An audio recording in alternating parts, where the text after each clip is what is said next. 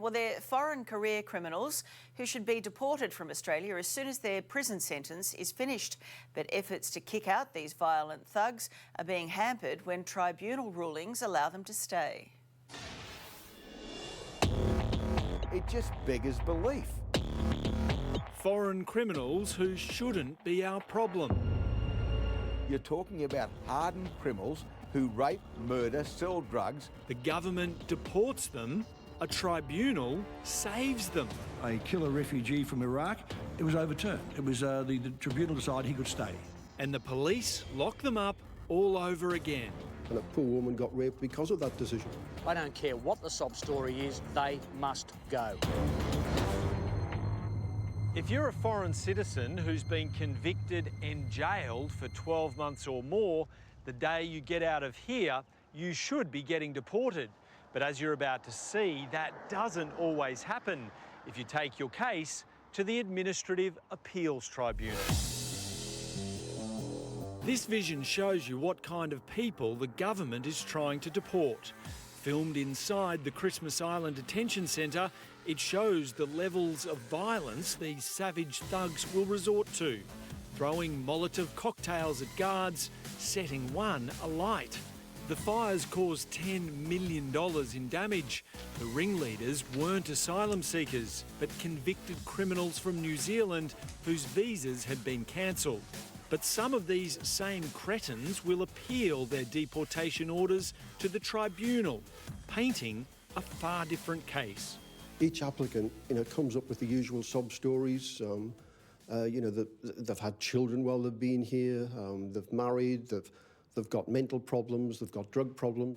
Keith Moore is a Herald Sun journalist who's been uncovering the inner workings of the Administrative Appeals Tribunal, or AAT. It's in the applicant's interests to tell big porkies and lie to stay in the country. And I think the AT falls for that too many times. But now we've uncovered the identities of these convicted crims and how they're getting away with it. Tonight, we'll break it down city by city, including those who go on to reoffend. The body of the man, aged in his 50s. This was the murder scene faced by Victorian police at Wyndham Vale back in 1998. The victim had been alone in the house overnight. His wife was staying with friends. The victim's wife was away because she ordered the hit, hiring Scottish-born hitman Richard Alexander Bradley to enter this dwelling and kill an innocent man with a single shot to the head. 56-year-old Bradley served 13 years of a 17-year sentence. The Immigration Department cancelled his visa, but he appealed to the tribunal and won. It found he'd been a model prisoner and had close family ties in Australia, including a daughter. He's now living as a free man in Melbourne. An even worse case is New Zealand-born Carl Justin Stafford, a career criminal and drug addict with 365 convictions. His deportation order was overturned by the Administrative Appeals Tribunal, with Stafford promising, "I know this is the last chance. I'm too old to keep offending. If I can stay, I will not let you down."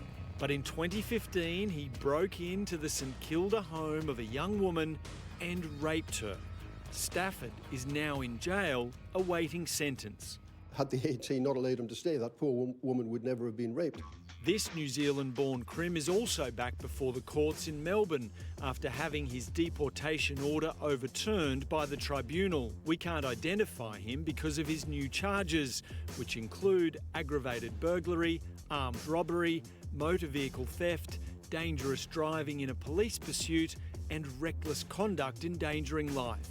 He's back in prison, awaiting trial. Another shocking case is Italian-born Francesco Madafri. Saved from deportation by the tribunal, he would use his second chance to mastermind the world's biggest ever ecstasy haul. Nearly $500 million worth of drugs imported to Melbourne in tomato tins. Francesco Madafri was one of the biggest drug importers and dealers that Australia's ever seen. It was massive amount. In Sydney, there's another convicted killer still here thanks to the tribunal. 50-year-old Elia Toma was a refugee from Iraq who murdered his brother-in-law in Fairfield. Sentenced to 18 years jail, he was disciplined 13 times whilst in prison for acts or threats of violence. The Administrative Appeals Tribunal overturned his deportation order, finding he had a negligible risk of reoffending, so shouldn't be separated from his adult son, even though he played no role in his upbringing. And when you examine some of the comments passed by the Admin Appeals Tribunal, you just think these people are from another planet. They live in a parallel universe to what fair and decent people think.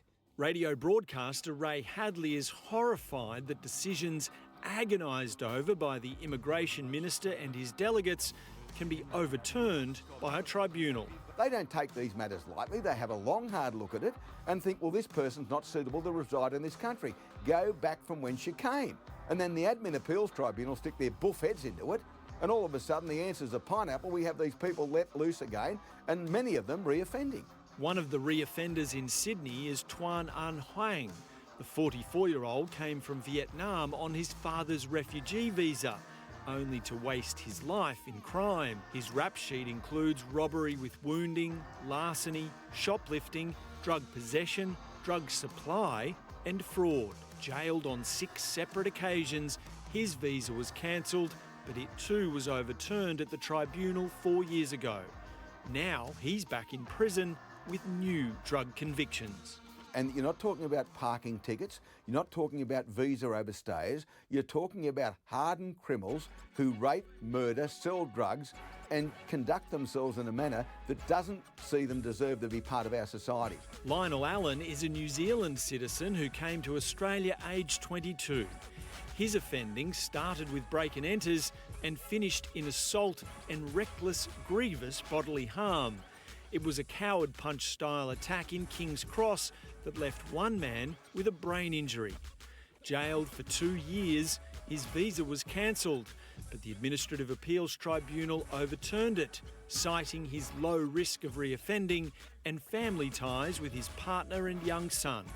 The tribunal member said he was satisfied that despite his history of offending, the Australian community would be prepared to give Mr Allen this final chance. No one held a gun at the head of the offender asking them to commit the crime. They committed these crimes of their own volition. Victims of crime advocate Howard Brown believes the tribunal isn't giving enough weighting to what the courts have already found. They have found these people guilty of really serious offences. The AAT should be backing these up and deporting the people. We can't identify this Queensland case involving a New Zealand citizen who was jailed over a violent crime spree. His deportation order was overturned by the tribunal last October, finding him a low risk of reoffending. Just 2 months later, he was one of 7 men charged over a violent bashing that left 4 people hospitalised. Howard Brown says cases of reoffending, particularly the young Melbourne woman who was raped, prove the tribunal is getting it wrong. The big issue here is, how does the poor victim feel? This victim knows that if the AAT had done their job properly, she would have never been raped in the first place. So she is an unnecessary victim. The Administrative Appeals Tribunal faced a grilling over its decisions in a Senate committee. He was a Scottish hitman. His deportation was overturned.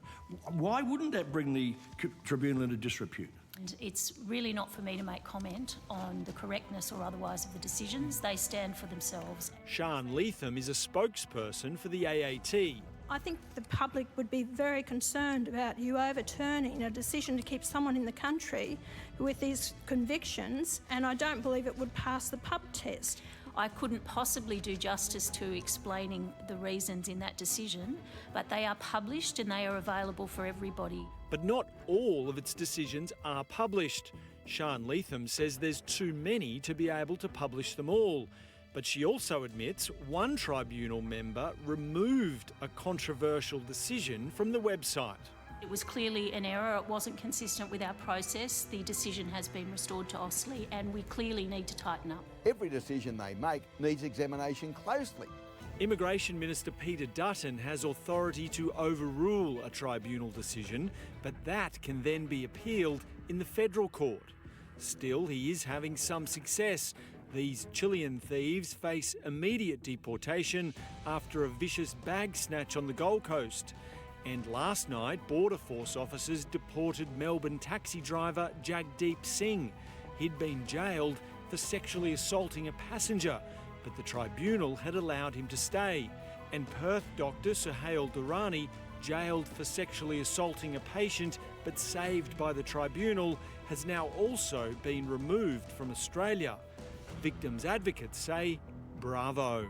I don't care what the sob story is, we can't have people like that in this country. They must go. The Administrative Appeals Tribunal declined our request for an interview. You can read their statement in full on our homepage.